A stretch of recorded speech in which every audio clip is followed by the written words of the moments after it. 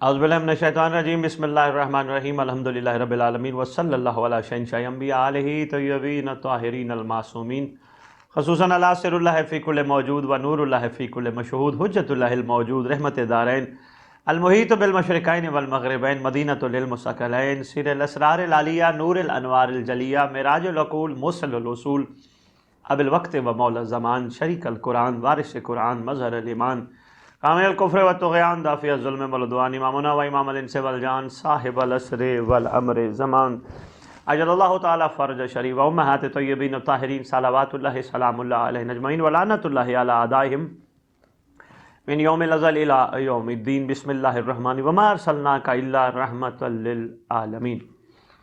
سب سے پہلے تمام سننے، دیکھنے اور شیئر کرنے والے، کمنٹ لائک کرنے والوں کو اسد بخاری کا سلام اور یا علی مدد، ساتھ دعا صاحب العصر والزمان ہم سب کے وارث۔ قابل قدر سامعین، واجب الاحترام ناظرین، جیسا کہ آپ جانتے ہیں آج 17 ربیع الاول کا دن ماشاءاللہ، اور یہ جو شب ہے اتنی سہانی گھڑی کہ ماشاءاللہ آج موالیان حیدر کرار کے دل باغ باغ ہیں۔ آج خوشی اور مسرت کا جو ایک نظام شادیانہ چل رہا ہے پوری کائنات میں، کیا خوبصورت ایک فضا معطر ہے، کیا ایک کمال انداز ہے کائنات میں خوشی کے منانے کا۔ ہر ذی روح اپنے اپنے انداز میں جشن صادقین ماشاءاللہ منا رہا ہے، اور میں دیکھ رہا ہوں مختلف جگہوں پہ پروگرام بھی ہو رہے ہیں ماشاءاللہ، علماء کرام، ذاکرین عظام، خطبہ کرام، مقررین، سب اپنے اپنے انداز میں بڑے خراج عقیدت جشن صادقین پر پیش کرنے کی کوشش کر رہے ہیں، اور ماشاءاللہ اسی طرح ہی یہ سلسلہ چلتا رہا تو مزید محبت، آپس میں ایک پیار اور آپس میں ایک یگانگت کا ایک سلسلہ چل نکلے گا، اور چلنا چاہیے۔ اور دیکھیں یہ ایک جشن ایک ایسی چیز ہے، بلکہ یہ ذکر محمد و آل محمد ایک ایسی چیز ہے جو سب کو جوڑ دیتا ہے۔ وہاں ایک دوسرے کی چھوٹی چھوٹی چیزوں کو بھلا کے سب کو، یعنی ہم جب صف پہ بیٹھے ہوتے ہیں وہاں چاہے ہم دنیا میں جن کے ساتھ جو بھی رویہ رکھیں، حالانکہ ہمیں رکھنا نہیں چاہیے، مگر جب ہم صف پہ بیٹھے ہوتے ہیں تو ہم ایک ہو کے بیٹھے ہوتے ہیں اور اپنے آپ کو امام کی بارگاہ میں محسوس کر رہے ہوتے ہیں، ہم اپنے مولا کی بارگاہ بیٹھے ہیں اور ہمارا سردار ہمیں واچ کر رہا ہے، بادشاہ میں دیکھ رہے ہیں، اور انہی کو تو کیونکہ جشن کے وارث جو وہ ہیں، دیکھیں ہم مجالس اعزاز کروائیں الحمدللہ، ہم سب سے اوپر لکھواتے ہیں زیر سرپرستی قائم آل محمد۔ اور یہ اور بات ہے کہ انشاءاللہ اب شعور آہستہ آہستہ بیدار ہو رہا ہے کہ لوگ پڑھنے والوں کے، ہم جیسوں کے نام آہستہ آہستہ انشاءاللہ چھوٹے لکھوانا شروع کر رہے ہیں، اور صاحب الزمان کا نام سب سے بڑا، چاہے کوئی بھی دنیا کا پڑھنے والا، اس کا نام چھوٹا ہونا چاہیے، اور قائم آل محمد جو کہ جشن کے وارث، مجلس کے وارث، منبر کے وارث، علم کے وارث، جھولے کے وارث، تعزیے کے وارث، ذوالجلالہ کے وارث، کربلا کے وارث، کاظمین کے وارث، نجف کے وارث، سامرا کے وارث، مکے کے وارث، مدینے کے وارث، کائنات کے چپے چپے کے وارث، زمین کے وارث، آسمان کے وارث، جو وارث ہیں ان کا نام تو سب سے بڑا ہونا چاہیے، اور الحمدللہ ہو رہا ہے اسی طرح بیائی نہیں۔ جشن کے وارث بھی تو یہی ہیں، جشن کے جن کے صدقے یہ جشن چل رہے ہیں، جن کے صدقے ہم تمام عالم اسلام میں رہنے والی مخلوق خدا، کیونکہ ہماری بات سے پہلے یہ کائنات ہے۔ کیا خوبصورت کسی نے کہا، اگر ہٹ جائیں امام زمان درمیان سے، مصیبتیں اور بلائیں ٹوٹ پڑیں آسمان سے، تو کون ذات ہے جو مصیبتیں اور بلائیں زمین پر ٹوٹ کے نہیں آنے دیتی؟ وہ یہی وارث جشن، وارث کون و مکان، وارث دستار رسالت، وارث والی ولایت، وارث آل محمد، وارث 11 ائمہ، سرکار صاحب الزمان اجل اللہ فرج شریف کی ذات گرامی قدر ہے، جن کی وجہ سے یہ سب چیز قائم ہے۔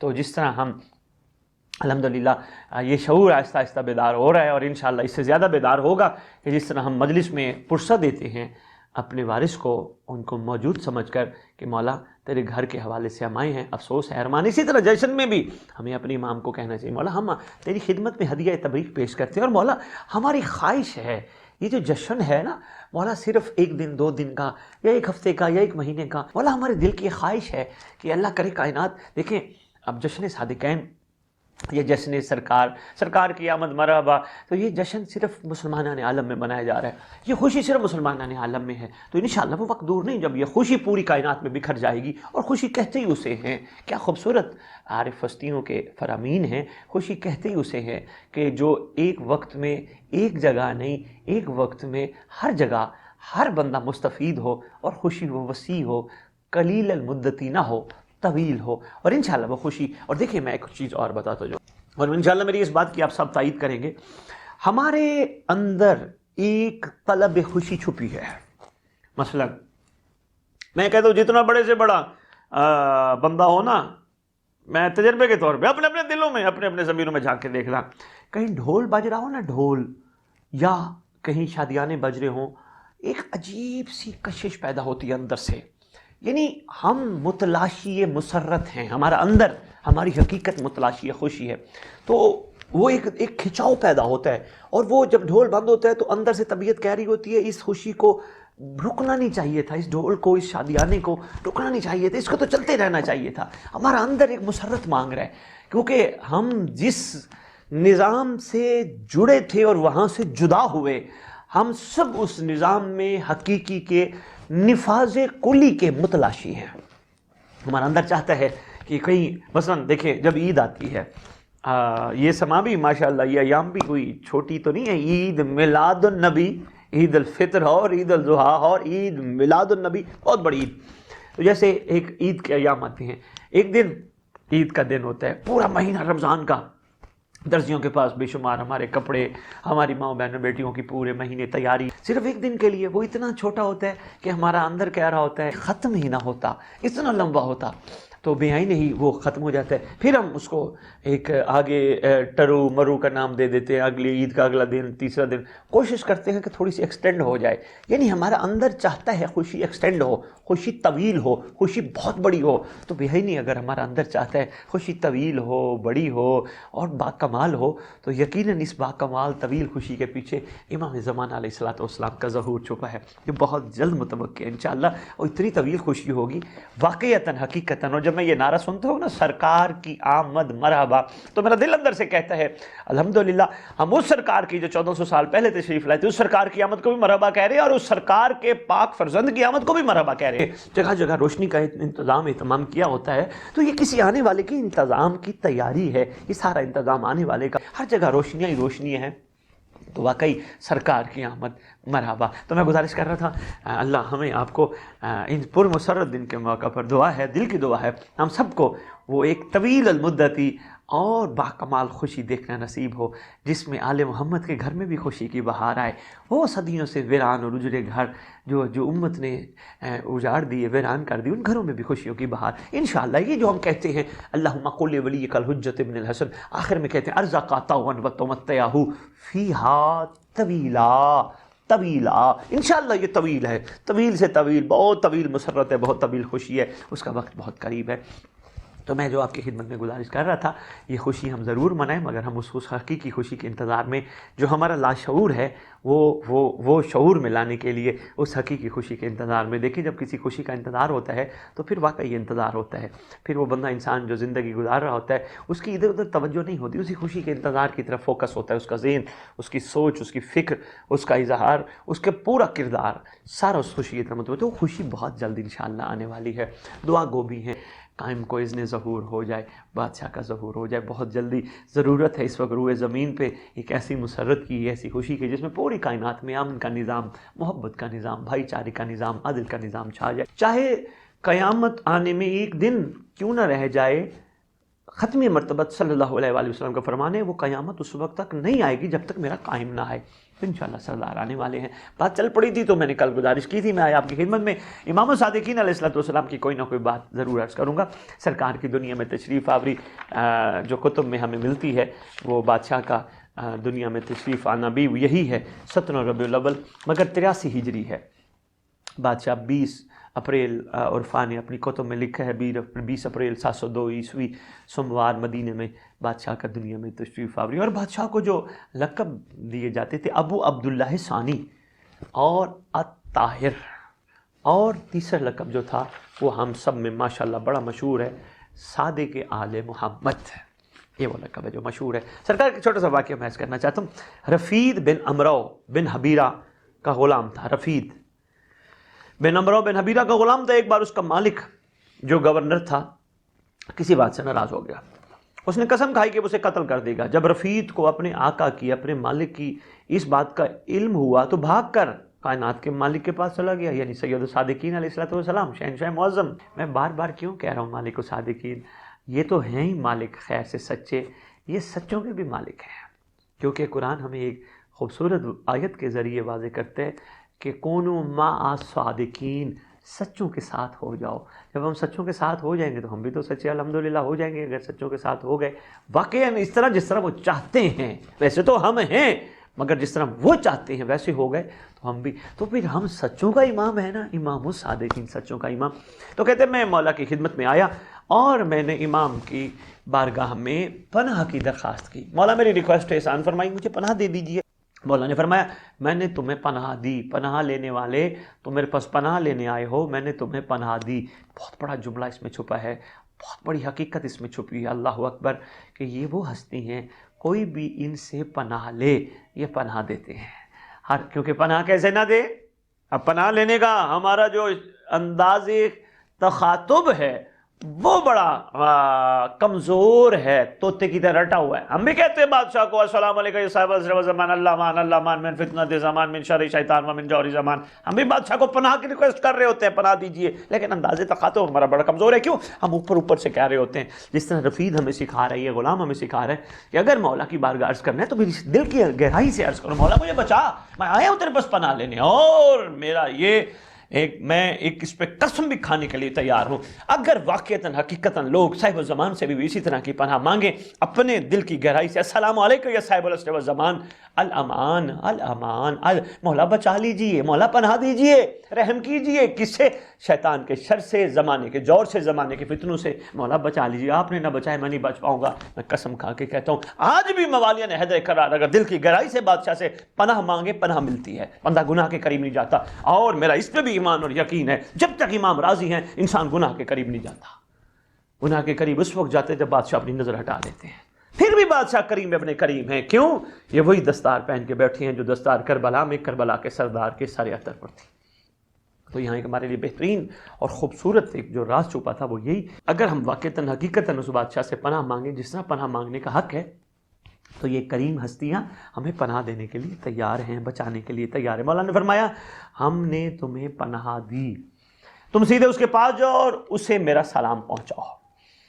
اچھا یہاں بھی ایک خوبصورت عمل ہے، کہیں کوئی ڈر ہو، کسی بندے سے کوئی خوف ہو، کسی بندے سے کوئی مسئلہ ہو کہ یہ مار دے گا، یہ ذلیل کرے گا، یہ رسوا کرے گا، آرام سے وہیں کھڑے ہو کے امام سے پناہ مانگو اور دل میں بادشاہ کے وہیں کھڑے ہو کر کہو میرا مولا میں نے تجھ سے پناہ مانگی تھی، اے بندہ خدا، اس کو منہ پہ نہ کہو، اے بندہ خدا دل سے کہو، میں نے اس سے پناہ مانگی جو کائنات کا مالک ہے، اس کا سلام ہے تجھ پر، دل میں کہو، انشاءاللہ تجربہ کر کے دیکھو بندہ وہ اپنا ارادہ بھی بدل لے گا، ججوں کے قلم کے فیصلے بدل جائیں گے، میں آپ کو گارنٹی کے ساتھ کہہ رہا ہوں۔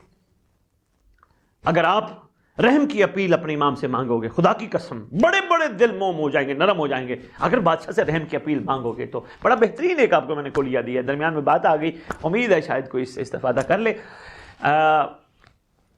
اسے ہمارا سلام پہنچا اور اسے کہہ دو کہ تجھے پناہ دی، لہٰذا اس سے اذیت نہ پہنچا۔ رفیق نے عرض کیا مولا آپ پر قربان جاؤں، وہ آپ کے متعلق جو عقیدہ رکھتا ہے وہ آپ کے فرمان کو کہاں اہمیت دے گا؟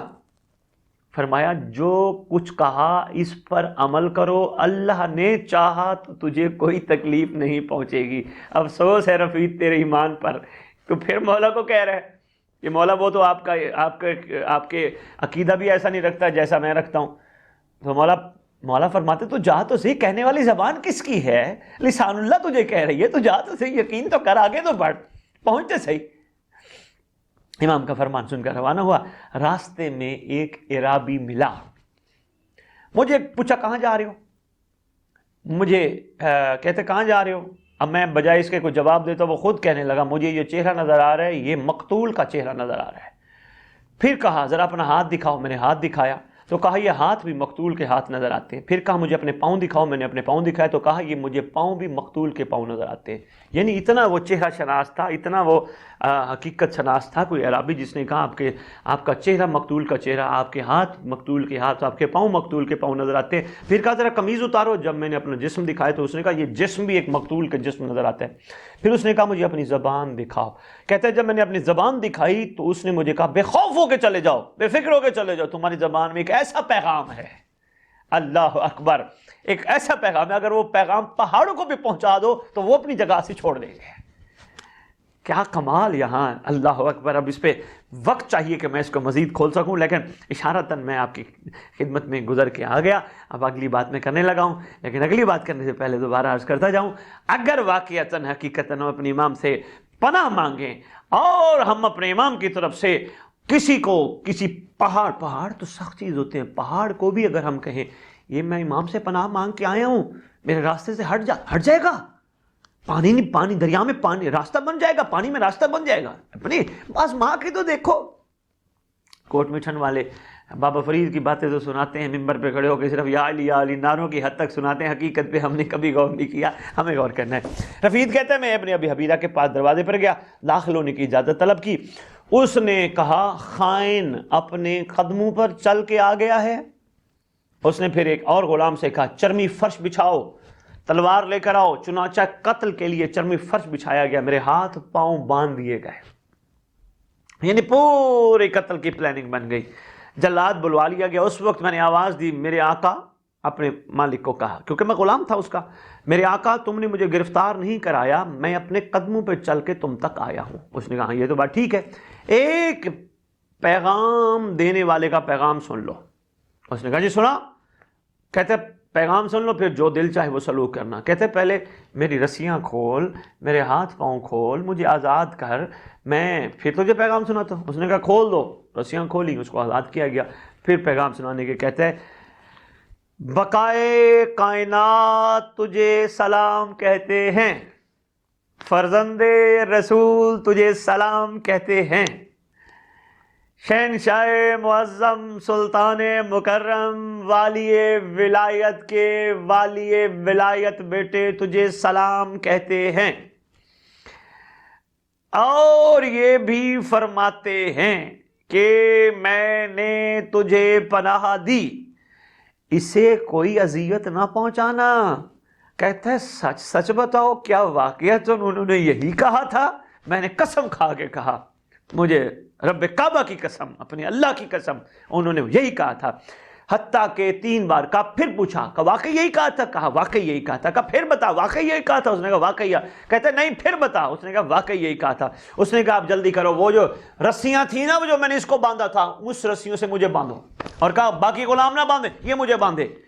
اس نے کہا میں بھلا آپ کے ساتھ ایسا رویہ کیسے رکھ سکتا ہوں، آپ میرے مالک ہیں. کہا میں مالک ہو کے حکم دیتا ہوں، مجھے باندھ، رسیوں سے باندھ. جب میری مشقیں باندھ دی گئیں تو کہا میں نے باندھتے ہوئے مجھے تھوڑا سا ترس بھی آیا، تھوڑا سا وہ بھی ہوا کہ اب اس نے اتنا بڑی، میں نے کہا میں بس اتنا ہی باندھ سکتا تھا، اب تجھے باندھ دیا، میرا دل ہے تجھے کھول دوں، میں تجھے کھول دوں گا. اس نے کہا اب تمہاری مرضی، چاہے باندھے رکھو چاہے کھولے رکھو، آج سے تم مالک ہو، میں تمہارا غلام ہوں. چنانچہ اس نے ایسا کیا. پھر میرے ہاتھ کو پکڑ کر کہا آج سے تو مختار ہے اور تو ایک کام جاری کرے گا. امید ہے میں کچھ نہ کچھ اس واقعے کی مناسبت سے آپ کی خدمت میں کوئی ایک پیغام دے پایا ہوں گا. اللہ اکبر. یہ اتنا کریم گھرانہ ہے، اس کریم گھرانے کے باب کرم کو ہلا کر کسی نے کرم وصول کرنا ابھی تک پسند ہی نہیں فرمایا. کسی نے اس کرم کی حقیقت پہ غور کرنے کی کوشش ہی نہیں کی، کسی نے یہ محسوس ہی نہیں کیا. یہ میں نے واقعات کیوں سناتا ہوں آپ کو پتہ ہے، چاہے ممبر پہ سناؤں، چاہے محفلوں میں سناؤں، چاہے آپ بھائیوں کے ساتھ، بہنوں بیٹیوں کے ساتھ آپ کے ساتھ مخاطب ہوں، میری ہمیشہ یہی کوشش رہتی ہے میں کوئی نہ کوئی ایسا واقعہ آپ کی خدمت میں پیش کروں جس سے آپ کے اندر ایک تحریک پیدا ہو، آپ کے اندر تبدیلی پیدا ہو، آپ کی سوچوں میں فرق آئے، آپ کے کرداروں میں کمال پن آ جائے، آپ کے گفتار، آپ کے اظہار بہت اعلیٰ ہو جائے. میری کوشش، میری خواہش ہوتی ہے. اس ضمن میں تو میں نے آپ کی خدمت میں یہ واقعہ سنایا، یہ بڑا بہترین واقعہ تھا. کوشش کیجیے گا، صرف واہ واہ اور کیا بات ہے کہ نظر نہ کیجیے گا. چلیں یہ بھی آپ کی محبت ہے، آپ کا پیار ہے ماشاءاللہ. جس طرح آپ سب کمنٹس کرتے ہیں میرے پروگرام میں، میرے ہر پروگرام میں، جو میں توفیق امام زمان علیہ السلام سے آپ تک پیش کرنے کی کوشش کرتا ہوں، اور آپ کی محبتوں کا میں مشکور. میرا یہ فورم مشکور ہے الحمدللہ. میں اس فورم سے، بلکہ ہم اس فورم سے آپ کی خدمت میں ہر دنیا میں کسی بھی سرکار کی آمد مرحبا، کسی کی بھی ہو یا کسی شہزادے کی شہادت ہو، ہم کوشش کرتے ہیں اس سرکار کے حوالے سے ضرور آپ تک کوئی نہ کوئی پیغام ضرور پہنچایا جائے. ہمارے پاس وقت ہے تھوڑا سا. محمد بن سنان کا بیان ہے، منصور نے کابل سے 70 جادوگر منگوائے. اور ان سے کہا تم لوگ دعویٰ کرتے ہو تمہارے آباء و اجداد نے حضرت موسیٰ کے دور میں جادو سیکھا تھا. تم دعویٰ کرتے ہو حضرت موسیٰ کے دور میں، موسیٰ علیہ السلام کے دور میں جادو سیکھا تھا. تم جادو سے شوہر اور بیوی میں جدائی بھی ڈال سکتے ہو. تمہیں معلوم ہونا چاہیے کہ تمہاری طرح ایک فرزند رسول، وہ بھی نعوذ باللہ وہ بھی جادوگر ہیں، اور اگر تم نے جادو کے زور پر انہیں شکست دے دی، ہمیشہ کائنات کے فاتح کو کوئی شکست دے سکتا ہے. اللہ اکبر، نصر من اللہ و فتح قریب. کائنات کے فاتح کو کوئی شکست دے سکتا ہے. میں تمہیں بہت بڑا انعام دوں گا. جادوگروں نے کہا ہم ایسا ضرور کریں گے. انہوں نے 70 مٹی سے پرندے بنائے. جب وہ اچھی طرح سوکھ گئے تو انہوں نے ان پر رنگ روغن کیا، مکمل درندوں کی مکمل چھبی بنا دی.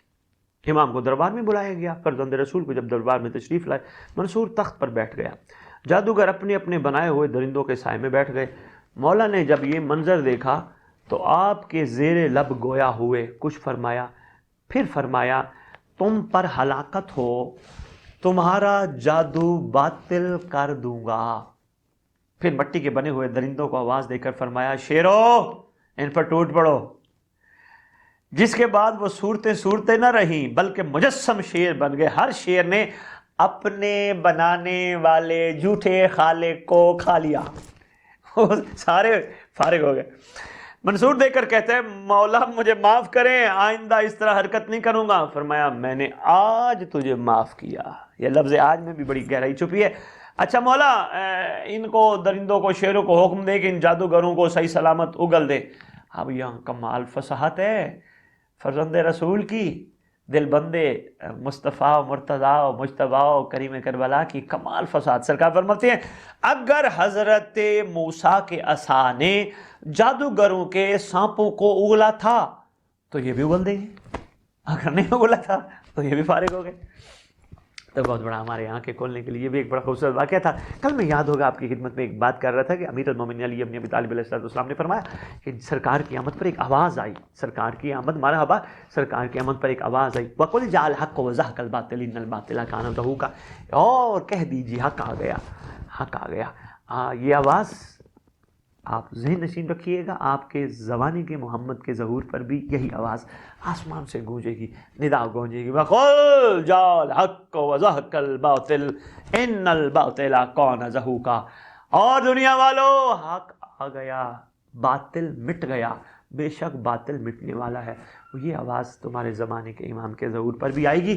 اور واقعی جب حق آئے گا، حق کے آنے کی دلیل یہی ہے، جب حق آ جائے پھر باطل باطل نہیں رہتا، باطل کا نام و نشان مٹ جاتا ہے. اور انشاءاللہ وہ دن دور نہیں، بہت قریب ہیں جب حق کا دائی حق کو لے کر حق کے ساتھ حق والوں تک حق پہنچانے، حق کا نام لے کر حق کرتے ہوئے حق کرے گا. انشاءاللہ وہ دن دور نہیں، بہت جلدی حق والا آنے والا ہے. اور ہمارے ان جشن کی، ان ایام کی، ان خوبصورت لمحات کی سب سے بڑی دعا بھی یہی ہونی چاہیے کہ پروردگار ہم سب پہ رحم کر، ہم سب پہ ترس کھا.